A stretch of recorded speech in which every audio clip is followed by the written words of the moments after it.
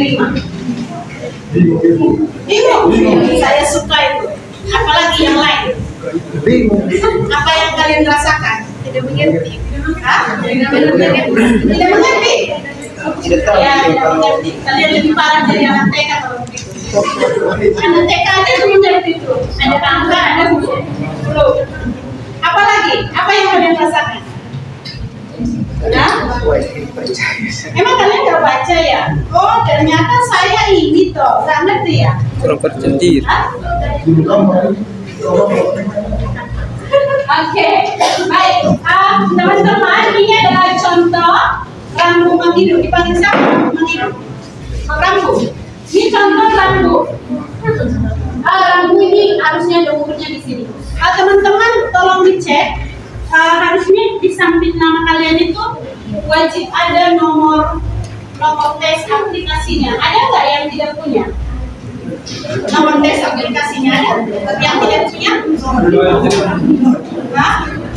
Harusnya di sini ini harusnya ada ini. Tes aplikasi. Siapa yang tidak punya?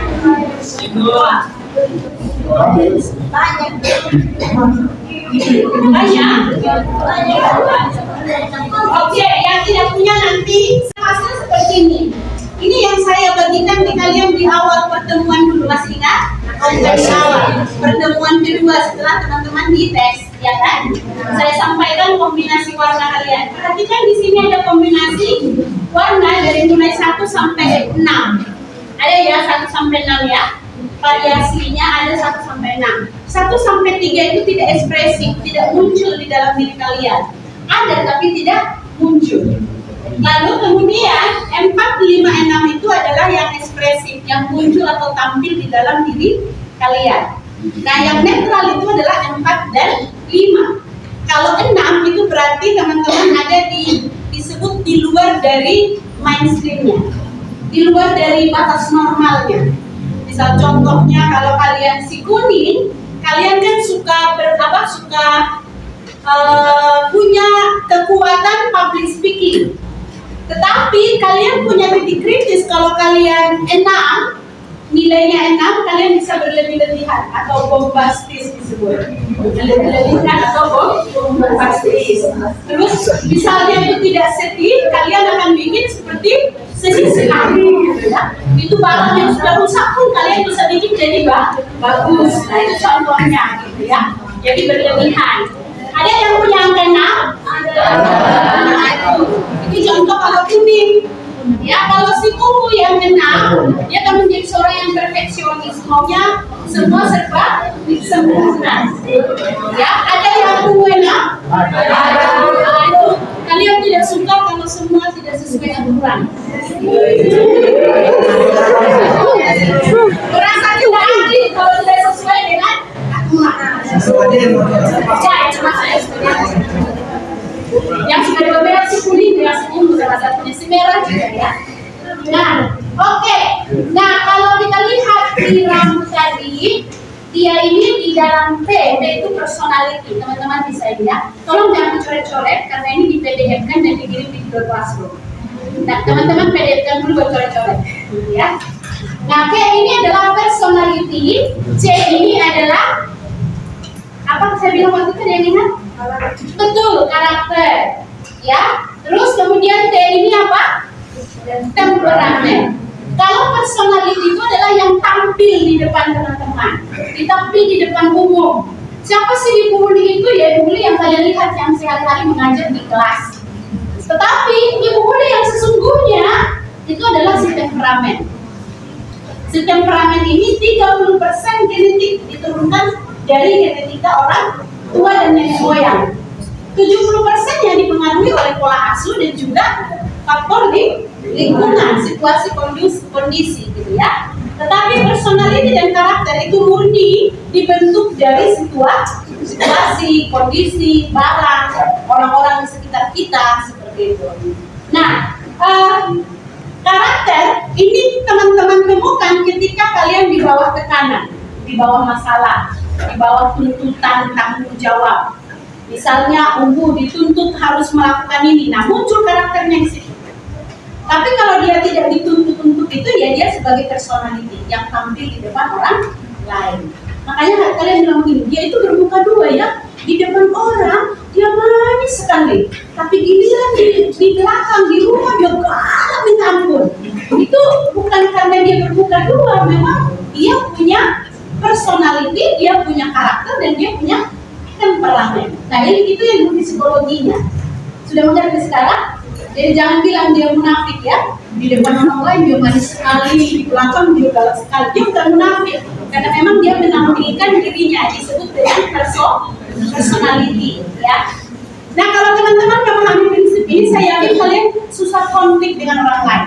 Kalian akan mudah mengampuni, mudah menerima orang lain, dan juga mudah bekerja sama. Kalian jadi tahu siapa dia, gitu kan? Tadi kalau saya ngomong sama Helga, sudah kenapa kamu nggak minum di luar aja, tungguin di luar? Saya tahu dia hijau kan, kamu hijau kan?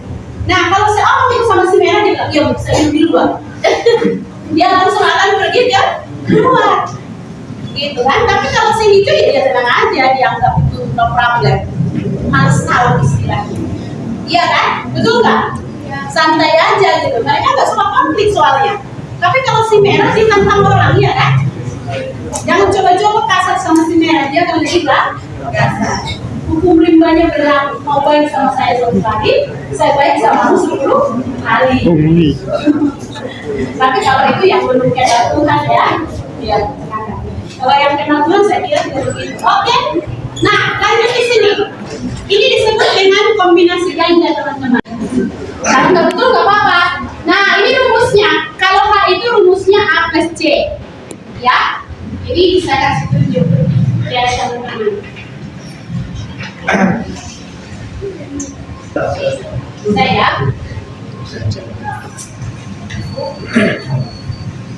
Nah, jadi kalau rumusnya si merah itu C plus M. C itu apa? Kognitif, secara logika. Dia pikirkan. M itu motorik, tindakan. Jadi si merah dia berpikir lalu melakukan. Dia nggak butuh perasaan. Jadi dia nggak memikirkan perasaan orang lain. Kenapa? Karena dia orientasinya tugas. Tetapi si kuning kebalikan, dia memang merasakan perasaan yang dipikirkan gitu, yang dirasakan. Baru bertindak. Kemudian baru berpikir. Jadi kalau si kuning dia minus berpikir, kurang berpikir. Kalau si merah dia kurang berperasaan. Begitu. Tapi kalau teman-teman punya kombinasi kuning dan merah, berarti kalian seimbang. Kalian orientasi tugas, kalian juga orientasi orang. Ada yang kuning merah? Punya? Ada kayak yang di kelas ini ada kuning merah. Iya kan? Terus merah kuning atau kuning merah. Tapi kalau si ungu dia kognitif dan perasaan dan kurang bertindak. Makanya si ungu dengan si hijau sama, mereka suka menunda pekerjaan, suka menunda mengambil keputusan. Kalian yang punya pacar si ungu atau si hijau, lalu dia belum bisa memutuskan menerimamu, wajar. Karena mereka tidak berani mengambil keputusan, dia akan tunda terus. Sampai kalau bahkan kalau nikah aja dia akan tunda terus. Tunggu dulu lah. Itu kalau si ungu jadi melamar pekerjaan, ada 5 pekerjaan, jadi mau putus dari yang mana? Dia pikir, dia rasakan, gitu kan? Tidak berani mengambil keputusan. Betul. Jadi tertunda. Beda dengan si merah, yang penting coba. Gagal atau tidak, urusan kemudian. Kalau si kuning, mana yang bikin dia rasanya enak dan nyaman, dia ambil keputusan itu. Dia nggak peduli kalau risikonya itu menyebabkan dia mengalami kegagalan. Nanti setelah terjadi baru dia bilang, ya ampun, saya menyesal bertimbang dulu. Nah itu si kuning. Paham teman-teman? Bisa ya? Nah, kalau si hijau, dia afeksi, merasakan dulu. Habis perasaan baru berpikir, kurang bertindak. Karena orientasinya orang. Dan dia menghindari konflik. Yang saya paling suka dari si hijau itu adalah dia pembawa damai. Di mana ada si hijau, kalau ada masalah, kalau kalian ada masalah, cari aja si hijau. Dan kalau cerita ke dia 4-5 jam, dia akan dengarkan kau. Iya. Iya, dia kan kedengaran Kak. Tapi jangan coba curhat sama si merah. Dia bilang, kok bisa? Kenapa kok buat begitu? Kan salah sendiri. Habis, kok gak akan didengarkan. Kalau si kuning dia tak kompor, dia begitu ya. Terus saja. Begitu dia kompor. Begitu datang kita. Paham ya? Nah, kalian bilang begini, saya kuning kok saya nggak gitu, karena kamu mungkin punya warna lain. Warna yang lain akan membuatmu menjadi seimbang. Ada yang tunggal K6 kan? Ada di kelas ini kayaknya tunggal K6 ya. Ya ini K6 ini ya. Super happy, tapi berisiko bombastis. Pernah nggak bombastis? Lebih-lebihkan sekali. Pernah nggak? Pak, saya kasih satu cerita. Kalau misalnya ketemu di jalan yang kecelakaan, perhatikan ekspresi dari masing-masing tipe ini ya. Kalau si merah lihat yang kecelakaan di jalan, dia bilang begini, nanti ketemu sampai di rumah. Tadi ada orang yang kecelakaan di jalan. Terus kecelakaannya di mana? Intinya kecelakaan. Itu si merah. Si kuning, dia bilang begini, tadi kecelakaan udah di jalan. Oh, terus gimana? Waduh, kasihan sekali itu motornya sampai begini. Terus dia luka begini. Dia kan ceritakan semua, sepertinya menderita sekali orang. Ya bukan? Gitu. Tapi kalau si hijau dia akan bilang begini, aduh kasihan loh, tadi ada orang di sana ya kecelakaan, kan bisa yang ngetek, kasihan. Kamu bantu nggak? Itu si hijau. Kalau si ungu, tadi ada kecelakaan loh, terus gimana? Dia kecelakaan barangkali tadi waktu dia belok kurang pas dia punya ini gitu. Dia kan ceritakan detail gitu. Atau mungkin bannya dia licin gitu. Makanya kakinya dia luka. Kalau saya periksa tadi sekitar 5 meter dari bawah. Itu sih. Sudah bisa lihat perbedaannya? Lihat, ini tertawa karena pas ya, gitu. Paham ya? Sama dengan orang yang meninggal, kalau menceritakan orang meninggal pasti beda-beda semua. Si merah dia juga aja dia meninggal karena sakit selesai. Kalau si kuning dia tanya sakitnya apa, kenapa dia begitu, dia akan tanya semua gitu kan. Kalau si hijau bilang aduh dia kasihan, dia meninggal jadinya ya, itu selesai. Kalau si ungu dia detail, itu dokternya periksa tensinya sekian, ininya sekian, makanya seperti ini dan begini, dia akan buat detail. Itu tipenya. Ada yang kalian begitu? Tandai dan kenali dirimu. Kenali juga temanmu, iya kan? Jadi kalau ada temanmu suka tanyain panjang lebar, bilang aja begini, pantas kamu cocok si ungu, gitu. Kasih tahu, maklumi dia, puaskan dia dengan cara detailnya, dengarkan aja ya. Kalau si merah galak-galak, nggak peduli denganmu, nggak usah sakit hati. Maklumi aja dia memang merah. Bisa? Nah, nanti kalau kalian punya istri atau punya suami, tes dia ini supaya tidak bakalan ingat betul ya. Diberikan kepada kami karena ini kami akan mempresentasikan hasil presentasi kami materi tentang model bisnis kanvas dan asuransi inflasi. Lebih baik yang kita harus ini akan dijelaskan oleh sini saya akan menjelaskan tentang bensin. Ini adalah orang Islam adalah alat visual yang digunakan untuk merancang dan mengembangkan model bisnis dengan cara yang sederhana dan efektif. Tujuannya adalah untuk membantu perusahaan termasuk perusahaan asuransi memutuskan strategi bisnis yang jelas dan fokus. Terus berikutnya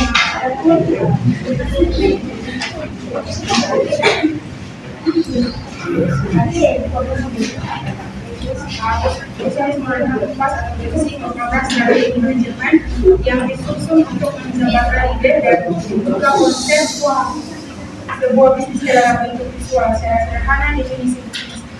Dalam hal itu kerangka manajemen untuk mempermudah dalam mengidentifikasi bisnis dan juga organisasinya secara cepat. Apapun jenis bisnis yang kita miliki, tentukan dulu segmentasi pelanggan dengan tepat dari awal. Kita juga sebagai pebisnis harus menentukan siapa saja yang akan menjadi target bisnis. segmen pelanggan yang mana yang harus berpotensi menurut apapun jasa kita sebagai bisnis. Yang kedua, profit ini dari konsumen. Setelah menentukan siapa saja yang menjadi target konsumen, kemudian kita harus tahu bagaimana bisnis kita dapat bermanfaat untuk para pelanggan. Sudah konsumen ini juga akan menjelaskan mengenai kemampuan atau nilai yang ditawarkan oleh suatu bisnis untuk segmen konsumennya. Terus yang ketiga, saluran atau channel. Channel adalah media interaksi antara bisnis dengan para konsumen untuk menyampaikan produk dan juga layanannya. Dan channel ini merupakan salah satu faktor penentu kesuksesan dalam menjalankan bisnis. Salah satu sinyal yang paling kuat untuk menyampaikan kepada para konsumen itu melalui website. Dengan membuat website bisnis bisa membantu kita untuk menjangkau lebih banyak konsumen dan mudah. Website juga dapat menampilkan katalog produk dalam menarik dan juga menjadi tempat para pelanggan untuk melakukan interaksi. Yang keempat, hubungan konsumen. Setelah mengetahui dan memahami segmentasi pasar yang sesuai dengan saluran yang digunakan, maka saatnya untuk menentukan bagaimana kita bisa berinteraksi dengan pelanggan. Kita perlu pahami bahwa karakteristik pelanggan berbeda-beda. Kita harus memahami cara mengambil hati dan mempertahankan pelanggan yang sudah ada. Terus yang kelima, sumber pendapatan. Elemen bisnis canvas ini menggambarkan sumber pendapatan yang berasal dari bisnis. Hal ini merupakan hal yang sangat penting dan perlu dikelola dengan semaksimal mungkin. Yang keenam, kegiatan utama bisnis. Kegiatan utama bisnis ini pada sebuah bisnis juga menjadi salah satu dari 9 pilar yang wajib yang diperhatikan dalam sebuah dimensi, mulai dari desain produk, riset pasar dan riset produk dan pasar, kemudian media yang tepat, menyebarkan informasi yang teliti, sehingga strategi penjualan yang dieksekusi dalam tempo hari yang sebelum harus jelas dan rencana yang baik. Begitu untuk sumber daya. Elemen care resources atau sumber daya manusia dan kerja. Elemen ini berkaitan dengan operasional manajemen, sehingga harus diperhatikan dengan baik agar bisnis kita optimal. Karena dengan SDM yang berkualitas, segmen tidak hanya fokus pada tenaga kerja, tapi mitra dan vendor juga menjadi pendukung dari bisnis. Terus yang ke-8, kerjasama bisnis. Dalam bisnis merupakan kerjasama bisnis akan mencakup tentang supplier dan partner yang cocok dalam bisnis. Tidak hanya itu, terdapat faktor lain yang termasuk dalam poin sekedar 8 ini seperti brand ambassador, DGP untuk menyampaikan pesan. Terakhir itu struktur biaya. Elemen struktur adalah merinci biaya apa saja yang akan dikeluarkan untuk menjalankan bisnis. Mesin dan fasilitas yang mampunya. Elemen ini mencakup pemetaan biaya untuk mengoperasikan bisnis sesuai dengan proyek profesional atau nilai produksi. Selain itu juga pengelola anggaran bisnis secara efisien untuk minimalisir risiko kerugian dan juga kondisi keuangan perusahaan yang tidak sehat. Untuk mengelola keuangan di dalam bisnis perlu membuat dan menyusun laporan keuangan dan juga pembukuan yang baik. Tujuan utama dari pensi itu yang pertama menyerahkan strategi bisnis, yang kedua mengidentifikasi peluang inovasi, yang ketiga meningkatkan kolaborasi tim, keempat meningkatkan fokus pada nilai pelanggan, yang kelima mengoptimalkan sumber daya dan aktivitas pelanggan. Di sini adalah langkah pembuatan GMC. Pertama-tama itu kita harus melakukan analisis marketing. Sebelum kita membuat bisnis menggunakan pas, kita harus tahu dulu di bisnis kita ini siapa saja yang menjadi kompetitor. Terus urutkan elemen secara sistematis.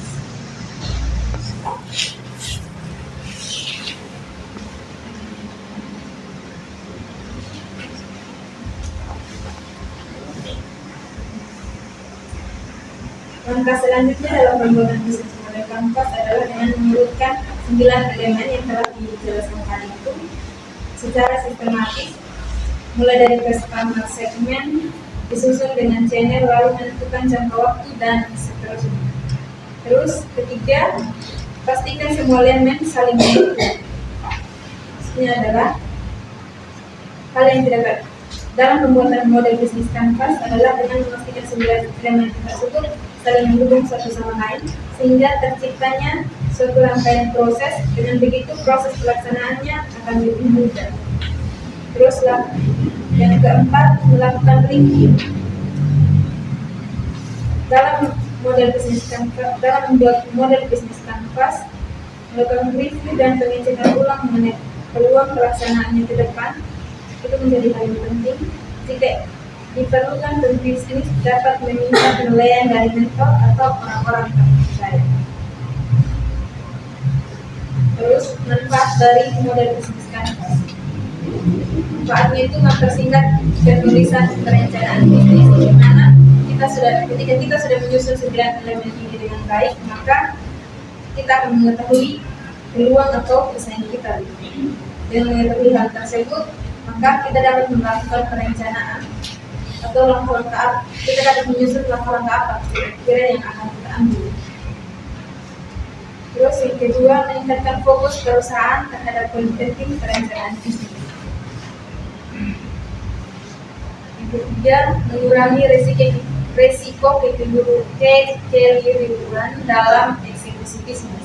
Dengan kita mengetahui hal-hal yang akan kita lakukan, terus mengetahui kompetitifnya dia siapa saja, dan dengan menyusun 9 elemen tadi kita bisa memeriksa kira-kira perencanaan kita sedikitnya di mana saja. Mengetahui pengertian dari bisnis model kanvas, perlu memahami apa saja fungsi dan keunggulannya. Yang pertama, memberikan gambaran singkat bagaimana cara merumuskan bisnis yang baik dan benar. Kedua, menjelaskan poin per poin dari setiap elemen sehingga pebisnis mudah memahami dengan jelas. Ketiga, gambaran dalam bentuk kanvas visual yang berukuran besar sehingga pebisnis dapat mengerti. Keempat, pebisnis maupun pemangku kepentingan mudah untuk mengedit karena dapat diganti dengan cepat. Kelima, sebagian besar startup lebih menyukai penggunaan bisnis model kanvas sebagai cara kerja. Keenam, untuk menjelaskan aspek bisnis yang terkait satu dengan lainnya. 7, mampu digunakan untuk memandu diskusi bisnis agar berjalan yang efektif. Berikutnya masuk pada asuransi. Asuransi telah mengalami perkembangan yang signifikan dari pasar masa. Pada awalnya konsep asuransi itu dimulai sebagai upaya untuk pengendalian berbagai risiko antar individu atau kelompok. Dengan berjalannya waktu, industri ini menjadi lebih terstruktur dan diatur dengan perusahaan-perusahaan asuransi formal muncul untuk memberikan perlindungan finansial kepada masyarakat atas berbagai risiko, mulai dari kecelakaan, kesehatan, dan dan selanjutnya akan dijelaskan. Itu saya menjelaskan tentang pengertian dari asuransi yang nanti dikenal. Asuransi merupakan salah satu teknik untuk mengelola risiko yang banyak digunakan. Asuransi bisa dipandang sebagai alat di mana individu bisa melakukan transfer risiko ke pihak lain, dalam hal ini perusahaan asuransi, di mana pihak asuransi atau penanggung akan mengakumulasi dana dari individu tertanggung untuk memenuhi keuangan yang berkaitan dengan kerugian yang muncul. Berikut ada tujuan dari asuransi di Pertama. Pertama itu meningkatkan efisiensi operasional. Yang kedua ada menyediakan pengalaman pelanggan yang lebih baik. Yang ketiga meningkatkan kemampuan analisis risiko, dan yang terakhir itu mendorong inovasi industri asuransi. Berikut ada manfaat dari asuransi konvensional. Manfaat asuransi bertujuan untuk memperoleh aman dan ketenangan bagi dirinya ataupun bagi harga tidaknya, sebagai mendorong para pengusaha agar lebih dan berani melakukan asuransi guna memajukan usahanya tanpa harus terbebani memikirkan besarnya potensi risiko yang akan terjadi, karena risiko tersebut telah dialihkan kepada pihak penanggung risiko, dalam hal ini adalah perusahaan asuransi. Berikut ada faktor sukses asuransi empati. Asuransi empati Nol adalah institusi dalam industri asuransi yang memanfaatkan teknologi digital untuk menciptakan solusi yang lebih efisien dan lebih baik dalam memenuhi kebutuhan pelanggan. Faktor-faktor yang mendukung kesuksesan implementasi asuransi empati Nol melibatkan konsep-konsep yang saling terkait dan teknologi, perilaku organisasi dan interaksi industri.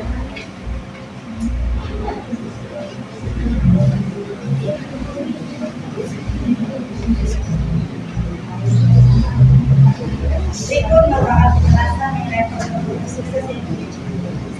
Pertama itu adalah sibernetika. Sibernetika adalah ilmu yang mempelajari sistem kendali dan komunikasi pada mesin dan organisme hidup. Dalam konteks asuransi empati Nol, sibernetika mengacu pada kemampuan perusahaan asuransi untuk memantau, mengendalikan dan mengoptimalkan sistem operasional dan data secara real time. Yang kedua itu ada komunikasi. Komunikasi yang efektif adalah kunci dalam asuransi empati Nol. Teknologi digital seperti Facebook, chatboots, aplikasi seluler, dan platform online memungkinkan perusahaan asuransi untuk berkomunikasi dengan pelanggan secara langsung dan lebih transparan. Yang ketiga ada kontrol.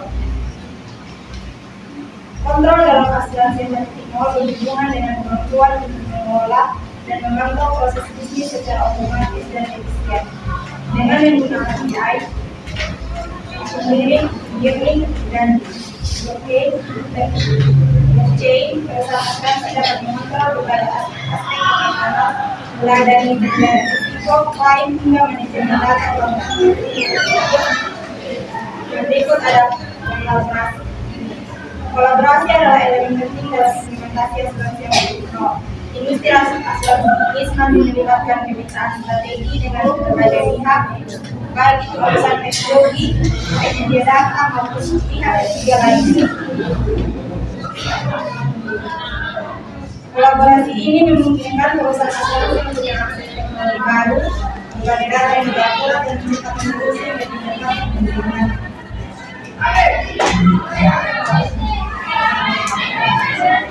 Berikut ada kompetensi dengan industri empati Nol. Pertama itu adalah inovasi model bisnis. Industri empati Nol ini memungkinkan perusahaan untuk mendapatkan model bisnis yang lebih fleksibel dan inovatif yang dapat diraih secara sistematis menggunakan bisnis model kanvas. Yang kedua ada transformasi proses dan teknologi. Teknologi industri empati Nol seperti IoT dan Big Data memberikan peluang untuk memperbaiki elemen-elemen bisnis seperti kreativitas, resources, dan cost struktur melalui peningkatan efisiensi dan otomatisasi. Yang ketiga, pengembangan nilai tambah. Dengan teknologi canggih, perusahaan dapat meningkatkan value proposition dengan menawarkan produk yang lebih personal, berkualitas dan mendukung dengan teknologi digital, menjangkau lebih banyak customer segment. Secara keseluruhan, bisnis model kanvas membantu perusahaan dalam merencanakan model bisnis, sementara industri empati Nol memberi mereka alat dan teknologi untuk memperkuat dan mengubah model tersebut menjadi lebih relevan dan efisien dan sekian presentasi dari kami. Kita ada pertanyaan atau mungkin ada yang mau menyampaikan materi itu pada kesempatan kami bersama. Baik, terima kasih atas saya mewakili kelompok 4 ingin bertanya mengapa pada materi kali ini konsep PMC itu dikaitkan dengan industri asuransi 4.0. Itu yang pertama. Yang kedua, mengapa ada konsep asuransi 4.0? Padahal kalau kita tahu asuransi itu bukan termasuk perusahaan financial teknologi, tetapi dia jasa keuangan non perbankan. Dan apa kaitannya dengan mata kuliah kita pada saat ini? Apakah artinya pada bisnis plan nanti bisa juga kalau kami mengambil dari sektor di luar fintech seperti jasa keuangan non perbankan? Itu saya, terima kasih. Silakan.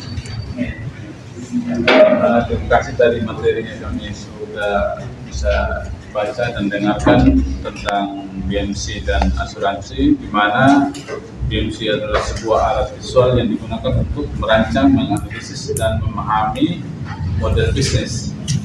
Kemudian ini sangat berguna sekali untuk dalam industri asuransi yang terus berkembang saat ini, apalagi di era 4.0. Di situ kan ada 9 elemen untuk membuat BMC. Nah, saya mau bertanya yang tentang segmen pelanggan dalam hal ini. Kira-kira bisa tidak lebih dirincikan segmentasi itu model bagaimana? Nah, segmentasi terus segmentasi apa yang penting kita tuangkan di dalam BMC, kita lihat dari sisi apa-apanya dia sendiri. Kemudian saya agak kurang ngerti, coba yang di 9 elemen tadi bisa dikembalikan di slide. Ya, yang tadi. Ya. Kemudian di situ ada saluran atau channels.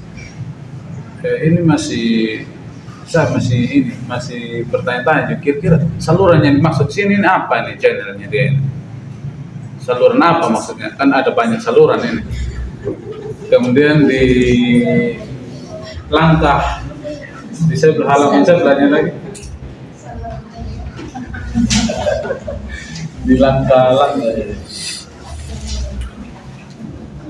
di bagian langkah-langkah, bisa langkah-langkah ya. Analisis komputer, secara sistem, saling mendukung. Bagaimana kita bisa pastikan kalau semua elemen yang ada di situ tadi dia bisa saling mendukung? Maksudnya kita nilai dia sudah pas begitu, karena di situ dituliskan bahwa pastikan semua elemen saling mendukung. Dukungannya itu dalam bentuk yang 9 tadi seperti apa begitu dukungannya? Terima kasih, itu saya bertanya.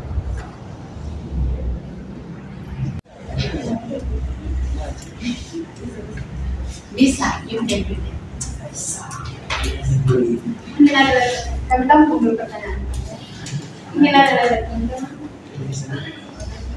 Baik, saya oke, silakan. Mungkin saya sedikit ya. Karena tadi di teman-teman slide itu tidak ada punya. Ini kan terkait asuransi politik nol. Jadi otomatis sekali itu kan berbau fintech gitu. Nah kalau fintech itu kan pasti ada plus minusnya dia. Coba kalau di slide kan tidak ada tuh, dia punya tantangan negatifnya dia, positifnya dia. Nah coba teman-teman jabarkan sedikit. Apa sih kelemahan dari asuransi portfolio itu?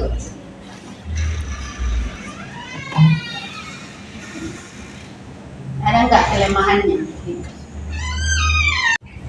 Mengenai segmentasi konsumen. Apa sih segmentasi?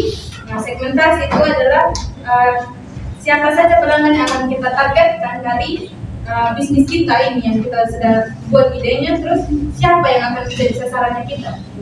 Misalnya kalau kita mau buat produk asinan buah misalkan, terus kita cari siapa sih yang akan jadi target dari asinan buah ini, siapa sih yang akan membeli ini, siapa sih yang jadi sasarannya, itu dia.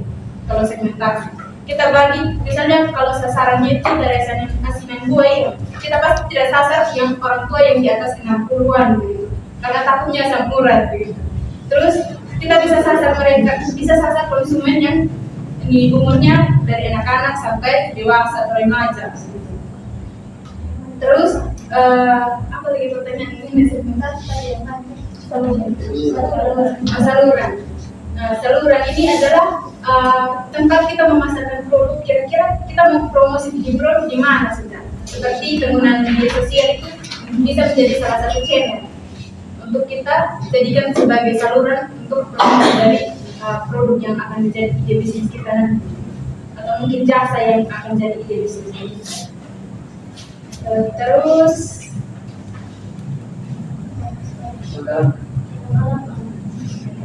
pastikan semua elemen itu saling mendukung.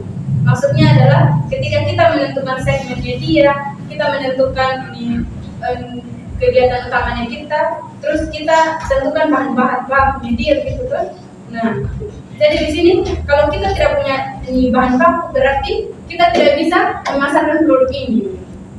Tidak bisa kita kalau tidak ada tersedianya bahan baku, kan ada yang di elemen sumber daya utamanya dia, misalnya contohnya. Nah, sumber daya utamanya tidak ada, berarti kita tidak bisa melakukan proses produksi, atau kita tidak bisa menciptakan nilai atau apapun begitu dari ide bisnisnya kita kalau tidak ada sumber daya utamanya. Mungkin itu saja yang bisa saya jelaskan kakak mengenai keterkaitan dari 9 elemen ini. Salah satu contohnya tadi sudah dijelaskan. Ini dari jawaban saya ada yang puas, mungkin bisa ditambahkan oleh teman-teman lain. Saya ikuti yang terakhir. Kalau dari 9 berarti dari sumber daya itu saja. Yang dimaksudkan dengan bahwa itu semua sudah dengan komplit gitu. 9 ini saling keterkaitan. Misalnya dari segmennya dia itu kita tidak tahu segmennya, berarti kita tidak bisa juga menentukan saluran promosinya atau proposisi nilai konsumennya itu bagaimana. Kalau tidak ada konsumen, berarti kita tidak bisa menjalankan atau membuat Chinese harus buat nilai proposisi nilai konsumen atau nilai dari produk yang saya buat ini kita tidak bisa tentukan kalau tidak ada konsumen. Terus misalnya kalau tidak ada nilai konsumen atau hal yang membedakan dari produknya kita, begitu dari produk-produk lain itu kita juga tidak bisa pasarkan karena kan kita akan kalah. Berarti dari 9 elemen ini harus komplit semua ya? Harus berkaitan. Harus berkaitan semua. Komplit maksudnya dia berarti semuanya harus ada. Iya, harus ada. Bukan hanya berkaitan tapi harus ada. Boleh nggak tidak ada satu pun? Kan itu jadinya kan pertanyaannya. Kalau misalnya salah satu dari 9 itu tidak ada, bagaimana? Mungkin bisnisnya bisa dibilang cacat atau bisa gagal juga karena salah satu dari 9 ini tidak ada. Karena memang ini kalau kita mau menyusun bisnis, menurut kami ini adalah salah satu, ini adalah merupakan hal-hal yang penting yang perlu kita perhatikan. Karena tadi saya dengar kurang lebih 3 yang dibicarakan dan 9 toh. Jadi masih ada 7 elemen kurang. Kemudian yang kedua yang segmentasi, kalau misalkan yang kan ada faktor demografi, faktor geografi, faktor relasi, faktor untuk faktor geografi itu geografi ya. Jadi pengaruh penting kalau dari geografi. Beda kuasa. Apa itu segmen? Saya. Iya, saya bertanya apa itu segmen? Kalau dari saya segmen itu adalah bagaimana pasar yang luas itu dikelompokkan menjadi kelompok-kelompok kecil. Dikelompokkan. Dikelompokkan. Ya, pengelompokan. Nah, kalau disebut dengan segmentasi konsumen berarti gimana? Pengelompokan. Dikelompokkan konsumen. Dikelompokkan konsumen yang menjadi target pasarnya. Misalnya kalau teman-teman baju seragam sekolah berarti segmentasi konsumennya siapa? Anak sekolah, gitu ya. Kalau teman-teman jual handphone, iPhone, siapa target pasarnya? Kalangan atas atau atas atap? Ekonominya lebih Yang disebut dengan ekonomi menengah ke atas. Ekonomi menengah ke atas. Ini yang ekonomi menengah ke bawah bisa nggak sih beli iPod? Bisa. Tetapi tidak banyak. Nah itu dia mesti dipetakan seperti itu. Pertama, yang pertama itu mengapa bensin dikaitkan dengan asuransi 4.0. Dalam konteks asuransi 4.0 itu bensin berkaitan karena yang pertama itu pemetaan transformasi di kita. Industri asuransi sedang mengalami transformasi besar-besaran akibat disrupsi teknologi. Bensin juga membantu perusahaan asuransi untuk yang pertama itu menetapkan nilai proposisi baru, itu mengidentifikasi layanan dan produk baru yang dapat ditawarkan berkat teknologi seperti asuransi berbasis data dan atau layanan personalisasi. Yang kedua itu menganalisis saluran distribusi, itu mengevaluasi bagaimana teknologi digital dapat mengubah cara mendistribusikan produk, misalnya melalui platform online seperti Instagram, Facebook, dan YouTube. Terus yang ketiga itu mengidentifikasi sumber pendapatan baru, itu menemukan peluang pendapatan baru yang muncul dari inovasi digital seperti layanan berbasis data atau produk asuransi yang terintegrasi dengan gaya hidup bangga. Yang keempat itu mengoptimalkan struktur biaya. Itu kita harus memahami bagaimana teknologi dapat membantu mengurangi biaya operasional dan meningkatkan efisiensi. Terus yang kedua, mengapa muncul konsep asuransi 4.0 pada keuangan operasi teknologi. Konsep asuransi 4.0 muncul sebagai respon terhadap perkembangan teknologi dan perubahan perilaku konsumen. Adapun beberapa faktor utama itu pertama, digitalisasi. Perkembangan teknologi digital seperti internet, smartphone, dan big data telah mengubah cara kita hidup dan berinteraksi. Konsumen semakin mengharapkan yang cepat, personal, dan mudah diakses melalui perangkat digital. Yang kedua itu perubahan perilaku konsumen. Konsumen saat ini lebih cerdas dan menuntut. Mereka mencari solusi yang lebih disesuaikan dengan kebutuhan mereka dan menghargai transparansi. Ketiga, kualitas produk. Munculnya teknologi baru seperti kecerdasan buatan AI, terus dan Internet of Things membuka peluang baru dalam Jangan marah, saya sebut. Maksudnya supaya kita tidak lanjut bertanya. Maksudnya begini, ini mengapa harus menggunakan ini apa yang dijadikan objek itu asuransi yang bertitik nol begitu. Sudah kalau BMC kita bahasa mengerti, kalau BMC mengerti kenapa kita belajar ini malam begitu. Tapi kenapa yang dikaitkan itu pada materi kali ini malah perusahaan asuransi? Karena kita tahu perusahaan fintech itu kan banyak. Nah, mengapa kayak seolah-olah kalau di sampai pikiran yang awalnya kita belajar fintech, bahkan kemarin di inkubasi kan kita belajar tentang fintech. Tapi asuransi tidak termasuk pada perusahaan fintech. Nah itu mengapa BMC kali ini pada materi kali ini dikaitkan dengan asuransi 4.0 dan mengapa juga muncul asuransi 4.0 pada mata kuliah keuangan berbasis teknologi. Apakah artinya kita juga pada kita punya bisnis plan ini atau ide bisnisnya kita bisa kalau kita jadikan perusahaan-perusahaan jasa non perbankan, jasa keuangan perbankan sebagai ide bisnisnya kita juga ke depan. Itu sama maksud tadi.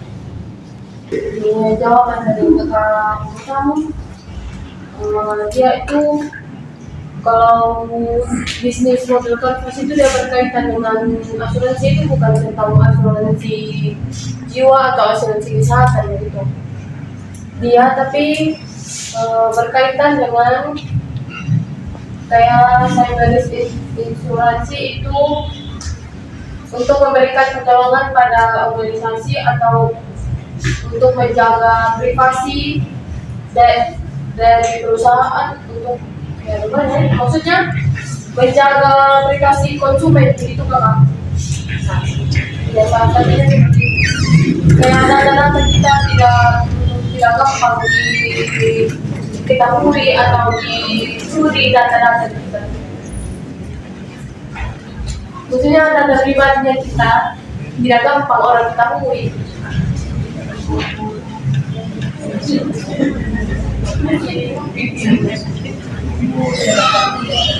Gimana kan? Mana di situ ada data apa namanya konsumen kita, juga data rekening kita, keuangan kita, juga data ini apa sudah produk kita, produk yang akan diluncurkan dan lain sebagainya. Bagi perusahaan besar itu konsumen itu sangat berarti, jadi datanya mereka mesti dijaga banget. Karena kalau data konsumen bocor di perusahaan lain, perusahaan itu bisa mengambil konsumen kita. Nah, itu salah satu. Jadi ada asuransi perlindungan data itu salah satu. Terus asuransi apalagi keamanan bertransaksi. Gitu. Jadi kalau kita bertransaksi, ya kita aman gitu. Yang sampai ketika kita bertransaksi, klik-kliknya masuk di tempat lain, gitu kan? Yang sekarang itu lagi banyak itu kan musim di Google ya. Kalau yang lalu Google nggak bisa di-hack loh. Sekarang itu Google tuh sudah banyak yang digunakan penipuan. Jadi mereka mengirim data ke email kalian, mengirim informasi ke email kalian bahwa data kalian harus dibaharui. Silahkan klik link ini untuk membaharui keamanan data. Kita klik di situ, maka mereka masuk ke akun kita. Udah banyak orang yang kehabisan uang gara-gara klik link itu. Jadi terlalu rawan. Jadi itu yang dimaksudkan tadi asuransi. Jadi bukan bicara asuransi jiwa atau kesehatan atau barang, tapi lebih kepada asuransi perlindungan data. Seperti tadi dia sudah jawab sebenarnya tadi. Akibat disrupsi teknologi tadi, maka dibutuhkan asuransi 4.0. Bisnis model kaligus. Ini bahasa Indonesianya sudah tidak stres, bahasa Inggrisnya masih stres gitu kan? Ya, kasih bahasa Indonesianya. Ini dia. Yang pertama itu adalah target pasar. Ya, jadi kita tentukan customer segmen kita atau target pasar kita. Siapa targetnya? Gitu.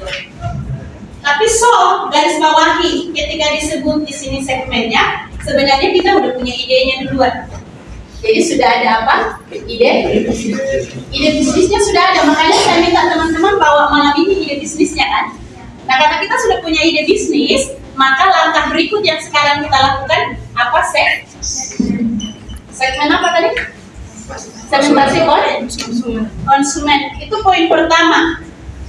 Nah, di dalam dunia bisnis, segmen konsumen itu berarti menentukan siapa target pasar kita. Orangnya siapa. Nah, data ini bagi perusahaan besar bernilai jutaan, bahkan mungkin miliaran. Karena kalau orang tahu siapa target kita, terutama pesaing kita melakukan hal yang sama. Ke situ juga sasarannya gitu. Maka kadang-kadang walaupun mungkin secara umum target pasarnya orang bisa langsung baca. Seperti Indomie, ya target pasarnya untuk para pekerja yang tahanlah, yang apa? Yang mau instan, atau mereka pekerja yang sangat sibuk tidak sempat masuk, gitu kan? Semua orang tahu itu, tetapi orang-orang tertentu dia pasang segmen yang berbeda, gitu. Makanya muncul mie rasa ini dan lain sebagainya. Nah, siapa pasar kita, target pasar kita bagi perusahaan besar itu nilainya sangat mahal banget, gitu ya. Terus yang kedua, kalau dihubungkan dengan tadi ya, asuransi 4.0-nya ya. Terus kemudian yang kedua apa? Proposisi nilai konsumen atau yang disebut dengan value proposition. Nah, proposisi nilai konsumen maksudnya gini. Di mata konsumen kita itu, produk kita itu seperti apa sih? Teman-teman, pernah nggak sih mikir kenapa tuh Aqua sampai sekarang tuh tetap eksis? Karena aku udah berhasil membuat satu nilai value di masyarakat bahwa air mineral itu adalah Aqua. Makanya kalian beli Aquase tetap kalian sebut Aqua. Beli mineral tetap kalian sebut Aqua. Saya yang pengajar sebagai dosen aja kadang keceplosan tuh. Dek tolong beli Aqua ya gitu. Terus di otak saya Aqua itu ya minuman mineral apa aja gitu. Lalu Saya tanya, kenapa nggak beli Aqua seperti yang sepesan? Lalu si yang saya titip mengatakan begini, kan tadi ibu katakan Aqua, jadi saya beli Aqua. Oh iya, saya bilang. Jadi menyadarkan saya bahwa Aqua itu begitu kuat di dalam konsumen. Rinso, ya buat ibu-ibu ya, daya disebut Rinso. Saya bingung sekali ya, apalagi attack disebut Rinso. Gitu. Semua disebut Rinso. Jadi itu yang disebut tadi value-nya apa di konsumen gitu ya. Terus ini apa? Sampo. Untuk sekarang sampo-nya udah berubah ya. Semua dulu disebut sampo. Sunsilk itu semua sampo. Nanti beli Sunsilk ya. Saya pergi di kampung dibilang nanti beli Sunsilk ya. Oh iya nggak apa-apa, saya beli kan. Saya beli betul bawa Sunsilk.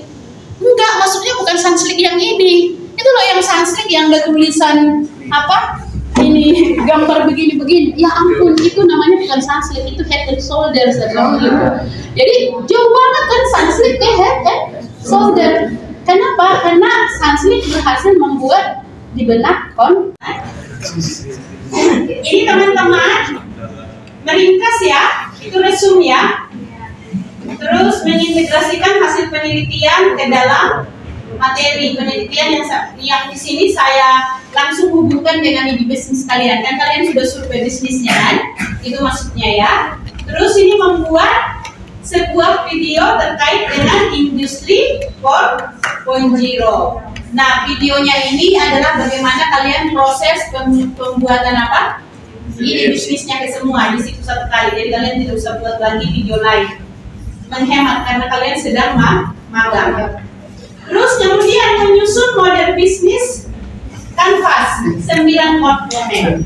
Jadi minggu depan itu kita nggak berjumpa, kita tidak di dalam kelas. Maksud saya nggak perlu bertemu kalian, tapi kalian datang di sini. Ya, kalian datang ke sini, kalian susun model bisnis kanvanya dengan yang tadi di dalam karton. Kalian masih simpan spidolnya kan? Iya, jadi bikin dalam karton dibuat 99 item itu ada.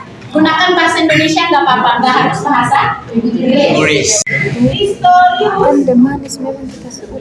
Historius tidak ada. Manis kurang. Agustinus tidak ada. Alberto Samuel Mania Yulianti Maria Novita Teresina ada Maria Julianto Ramu Manginu Immanuel Donikus Adiani Elvita Evita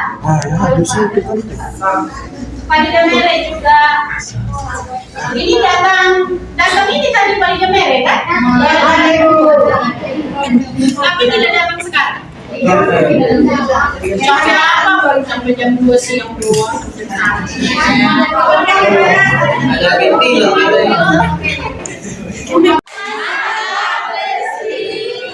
Mantap besti, mantap besti, mantap besti.